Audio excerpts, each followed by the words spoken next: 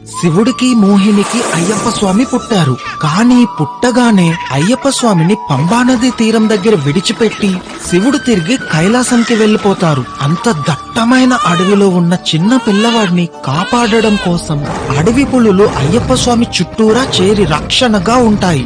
అయితే పందల దేశానికి రాజు అయిన రాజశేఖరుడు అదే అడవికి వేటకని వచ్చి తిరిగి వెళ్తూ ఉన్నప్పుడు ఒక చిన్న పిల్లవాడి ఏడుపు శబ్దం వినిపిస్తుంది. దాంతో అయ్యప్ప స్వామిని చూసిన రాజశేఖరుడు చాలా సంతోషపడతాడు. ఎందుకు అంటే తనకి ఎప్పటినుంచో పిల్లలేరు కాబట్టి. కానీ అలా అడవి మధ్యలో కనిపించిన ఆ పిల్లవాడిని తను తీసుకువెళ్లి పెంచడం మంచిదా కాదా అని తను ఆలోచిస్తూ ఉంటాడు.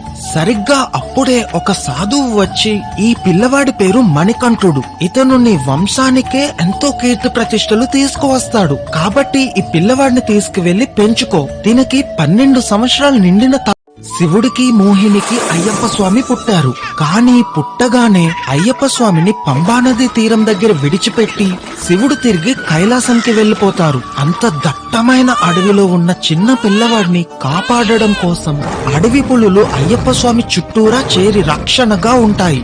అయితే పందల దేశానికి రాజు అయిన రాజశేఖరుడు అదే అడవికి వేటకని వచ్చి తిరిగి వెళ్తూ ఉన్నప్పుడు ఒక చిన్న పిల్లవాడి ఏడుపు శబ్దం వినిపిస్తుంది.